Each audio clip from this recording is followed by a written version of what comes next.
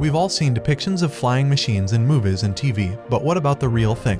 In this video, we'll take a look at 5 flying machines that actually exist and how they work. From personal helicopters to military drones, these are some of the most impressive flying machines in the world. Before we get started, make sure to subscribe to the channel so you don't miss any future videos.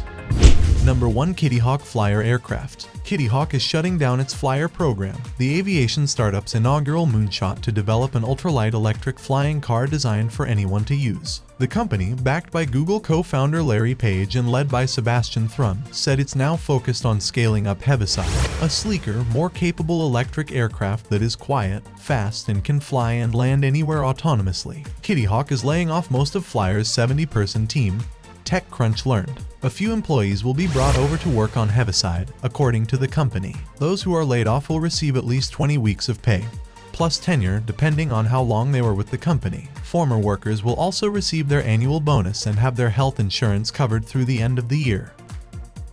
Number 2. Gravity Jet Suit. In addition to military applications, Gravity Industries believes jet suits hold potential for search and rescue missions in harsh terrain. Having already carried out flights of its jet suit in separate rescue and military demonstrations, the UK company has combined the two as part of a NATO mountain warfare rescue exercise. Powered by 5 gas turbine engines generating 1050 bhp and 318 pounds of thrust, the jet suit has a range of about 3 miles and a flight time measured in minutes, up to 4, but typically 1 to 3 depending on conditions.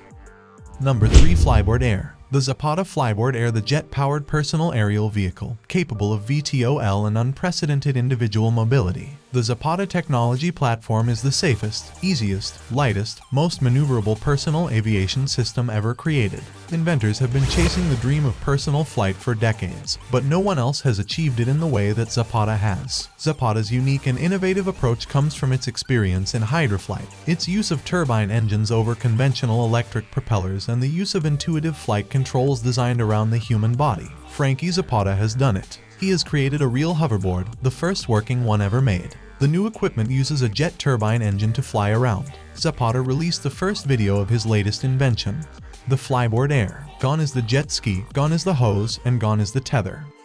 Number 4. Martin Jetpack. The Martin Jetpack, being developed by Martin Aircraft Company in New Zealand, has undergone a major design overhaul. Re-emerging as the P-12 prototype, the ducted fan personal VTOL is fully certified for manned test flights as a Class 1 microlight.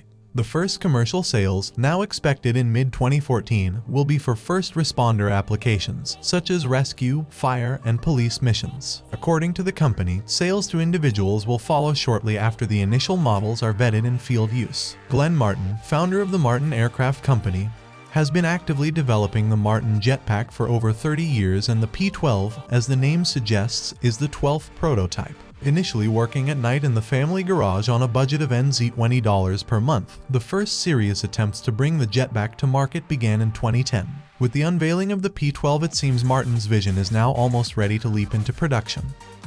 Number 5. Hoverbike Scorpion 3. Ever since the Scorpion hoverbike was revealed, we seriously questioned its safety. With such a crazy close proximity between spinning blades and fleshy legs, it seemed like a device only really suitable for aspiring amputees. Nevertheless, Hoversurf has rapidly moved from ambitious prototype to commercial aircraft, first revealing a deal to sell the aircraft to Dubai Police, and then more recently passing the U.S. Federal Aviation Administration requirements to be classified as a legal ultralight vehicle. The plan to classify the hoverbike as an ultralight vehicle resulted in some minor design tweaks to fulfill the legal requirements of the classification. But this final commercial iteration is still, at its core, the same crazy quadcopter hoverbike. Its new carbon fiber frame drops the weight of the overall machine down to just 253 pounds, spot on the legal limit for FAA-powered ultralights, and its maximum speed also tops are at 52 knots, again just under the legal maximum allowed by the FAA. Slipping into the FAA's ultralight classification also allows the hoverbike to be operable with no pilot's license.